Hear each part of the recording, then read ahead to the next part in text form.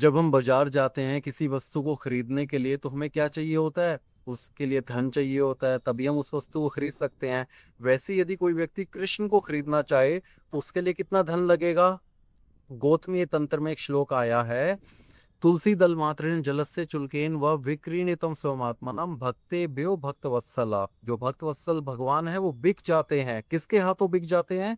यदि कोई भगवान को तुलसी दल यानी जो मंजरी है ना, सॉफ्ट सॉफ्ट, इसके साथ जल को भगवान को अर्पित करता है, चाहे राधा कुंड का जल हो या गंगा जल हो। इसी श्लोक को अद्वैताचार्य जी ने पढ़ा था जब वो शालिग्राम भगवान की पूजा कर रहे थे। तुलसी इतनी ये भगवान को प्रिय है। अब प्रश्न आता है कि तुलसी भगवान को इतनी प्रिय क्यों है? देखिए, जो इस संसार में हम तुलसी का पौधा देख रहे हैं ना, गोलोक धाम में यही एक सखी के रूप में विराजमान है। वो क्या करती हैं?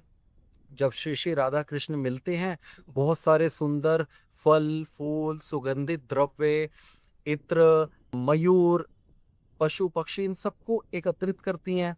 तो उन सबको देख के ठाकुर जी को, राधा रानी को बहुत प्रसन्नता होती है। जब राधा कृष्ण प्रसन्न होते हैं तो वृंदा देवी प्रसन्न हो जाती हैं। वृंदा देवी के वश में श्री श्री राधा कृष्ण दोनों ही हैं। इसलिए यदि कोई जीव वृंदा देवी की सेवा करता है तो वृंदा देवी क्या करती हैं? ठाकुर जी राधा रानी को बोलती हैं कि आप दोनों इस जीव के ऊपर कृपा कीजिए, इसको अपनी सेवा में लगाइए। तो भगवान को उस जीव को ग्रहण करना ही पड़ता है। वृंदावन का नाम तो वृंदा देवी के ऊपर ही पड़ा, अर्थात वह वन जहाँ पे वृंदा यानी तुलसी के बहुत सारे पौधे हैं। दूसरा अर्थ हुआ वृंदावन का वह स्थान जहाँ पे ग्वालिन वृंदा रहती है। तीसरा अर्थ हुआ वृंदा मतलब होता है ग्रुप, समूह, यानी कईयों का समूह, गोप गोपियों का समूह। वन मतलब होता है पोषण करना, पोषित करना।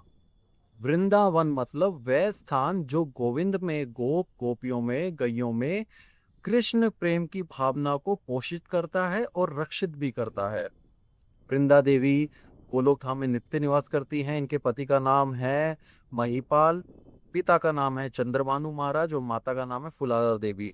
5 ऐसे जन बताए गए जो कृष्ण प्रेम दे सकते हैं: गिरिराज महाराज, यमुना देवी, ब्रज की धूल, गोपेश्वर महादेव और वृंदा देवी। इसलिए वृंदा देवी की रोज सेवा करनी चाहिए, जल देना चाहिए। द्वादशी वाले दिन तुलसी के पत्र को नहीं छेड़ना चाहिए, ना तुलसी को छूना चाहिए। बाकी दिनों में वृंदा देवी को प्रेम पूर्वक चयन करके ठाकुर जी को अर्पित करना चाहिए। वृंदा देवी तुलसी महारानी की जय।